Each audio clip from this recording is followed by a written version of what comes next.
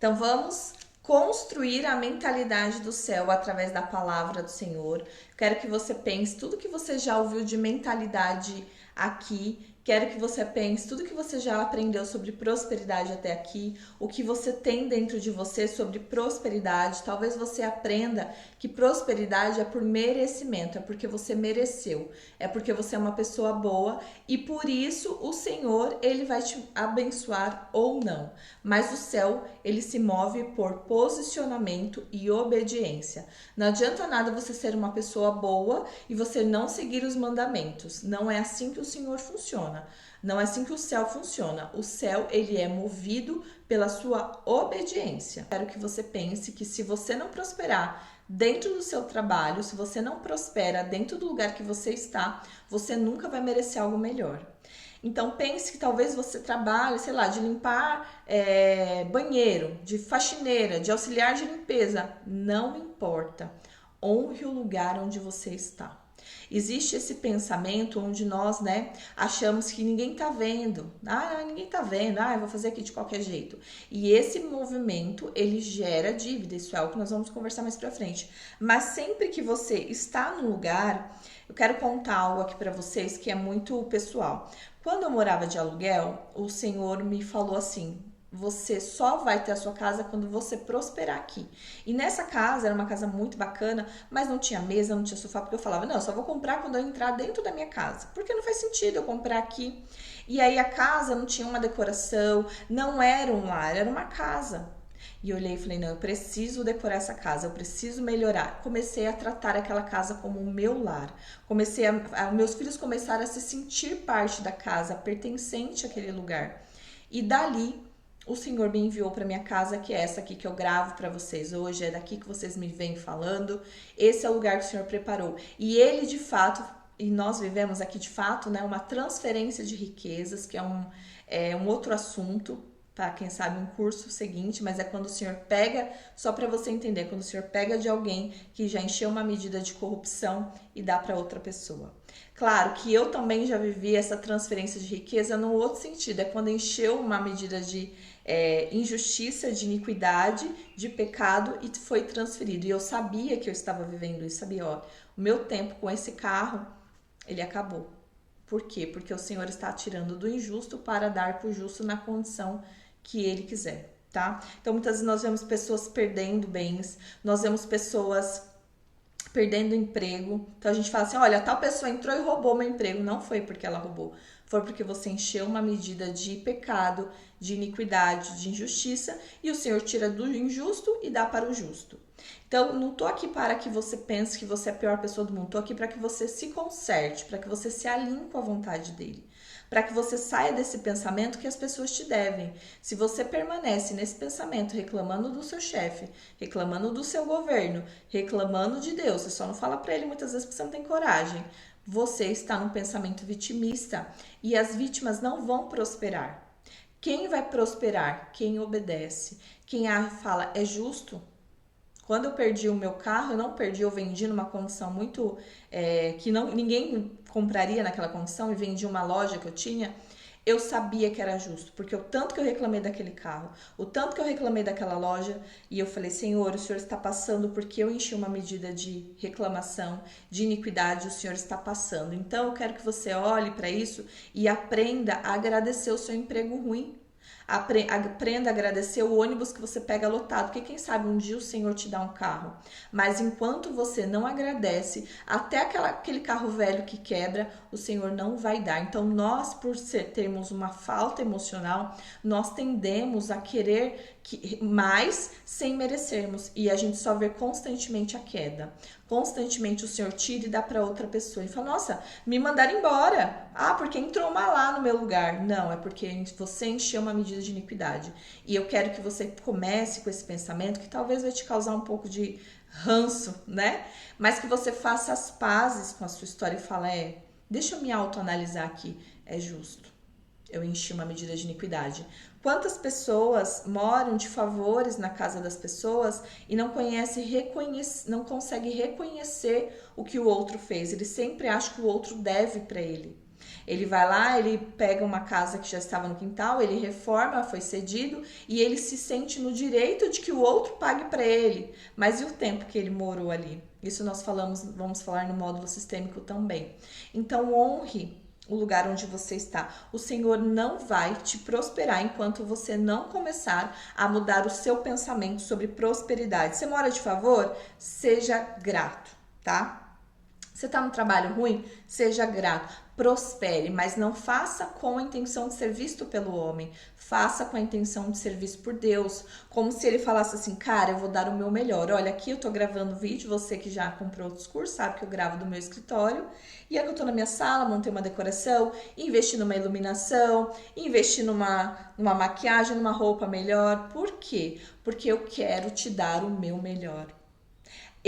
Os atos que você tá vendo aqui, comprei uma menorá, comprei uma orquídea para participar, trouxe a minha costela de Adão, eu tô te dando o meu melhor. Esse é o melhor que eu tenho agora, dentro das condições que eu posso. Mas que o Senhor sabe que aquilo que nós temos feito é a prosperidade. Então eu quero que você pense que daqui a pouco a gente vai ter um estúdio de gravação de curso. Quem sabe? Esse é o nosso sonho.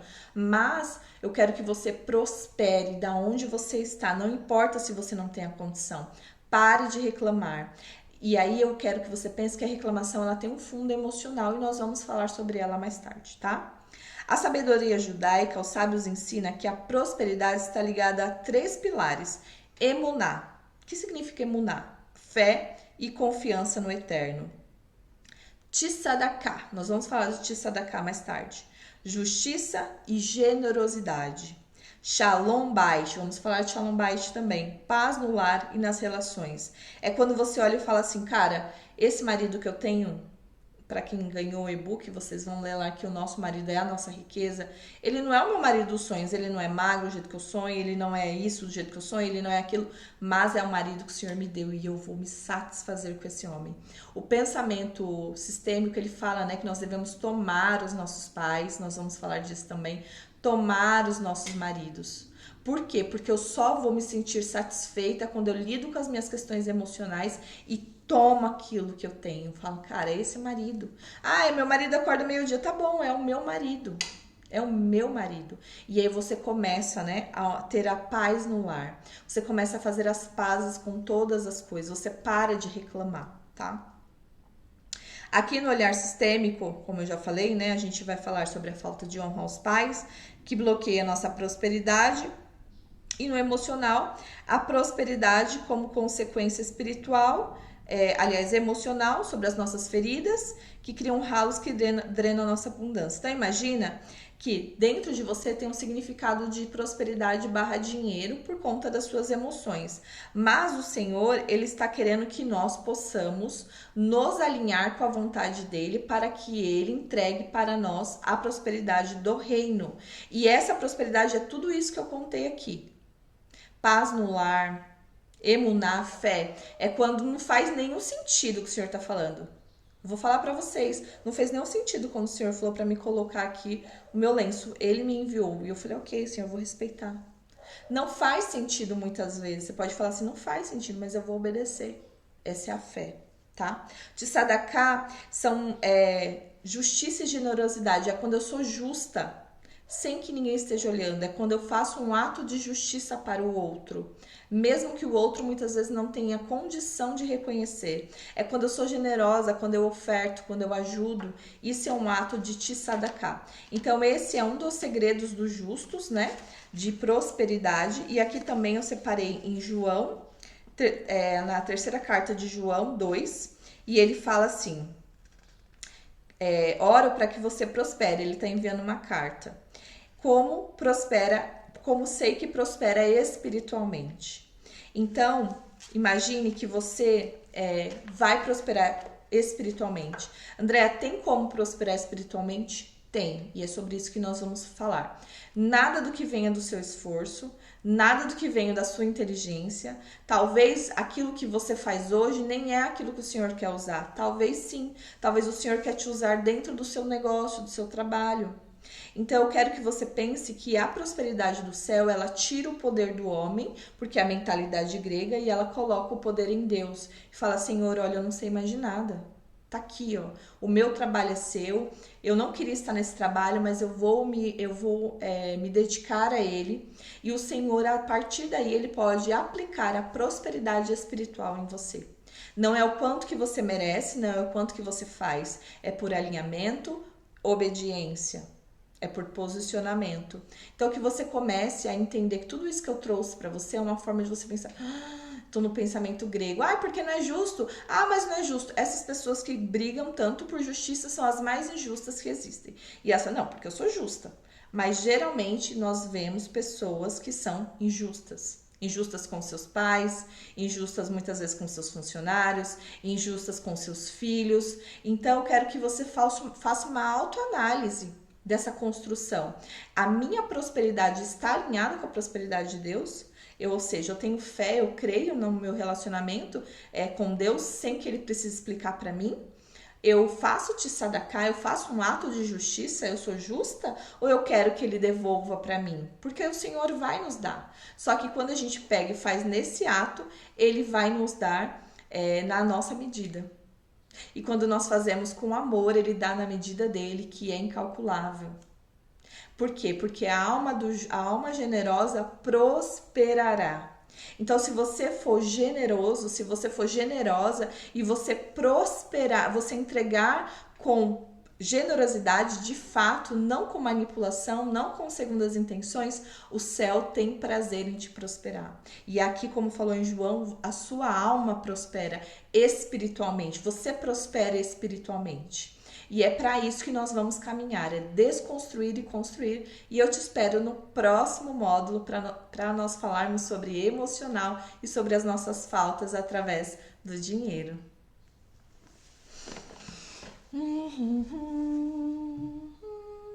Quero que você pense que se você não prosperar dentro do seu trabalho, se você não prospera dentro do lugar que você está, você nunca vai merecer algo melhor.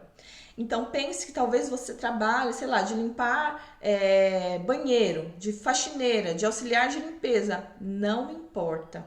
Honre o lugar onde você está. Existe esse pensamento onde nós, achamos que ninguém tá vendo. Ah, ninguém tá vendo. Ah, eu vou fazer aqui de qualquer jeito. E esse movimento, ele gera dívida. Isso é algo que nós vamos conversar mais pra frente. Mas sempre que você está no lugar, eu quero contar algo aqui pra vocês que é muito pessoal. Quando eu morava de aluguel, o Senhor me falou assim: você só vai ter a sua casa quando você prosperar aqui. E nessa casa, era uma casa muito bacana, mas não tinha mesa, não tinha sofá, porque eu falava, não, eu só vou comprar quando eu entrar dentro da minha casa, porque não faz sentido eu comprar aqui. E aí a casa não tinha uma decoração, não era um lar, era uma casa. E eu olhei e falei, não, eu preciso decorar essa casa, eu preciso melhorar. Comecei a tratar aquela casa como o meu lar. Meus filhos começaram a se sentir parte da casa, pertencente àquele lugar. E dali, o Senhor me enviou para minha casa, que é essa aqui que eu gravo para vocês hoje, é daqui que vocês me vêm falando.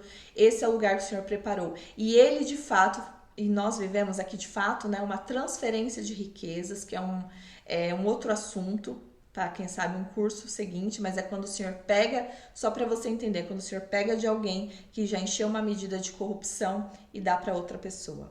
Claro que eu também já vivi essa transferência de riqueza no outro sentido, é quando encheu uma medida de injustiça, de iniquidade, de pecado e foi transferido. E eu sabia que eu estava vivendo isso, sabia, ó, o meu tempo com esse carro, ele acabou.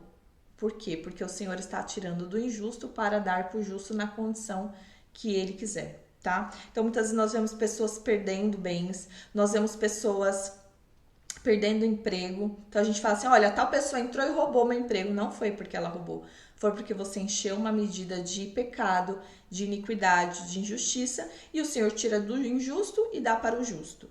Então, não tô aqui para que você pense que você é a pior pessoa do mundo, tô aqui para que você se conserte, para que você se alinhe com a vontade dele, para que você saia desse pensamento que as pessoas te devem. Se você permanece nesse pensamento reclamando do seu chefe, reclamando do seu governo, reclamando de Deus, você só não fala para ele muitas vezes porque você não tem coragem, você está num pensamento vitimista e as vítimas não vão prosperar.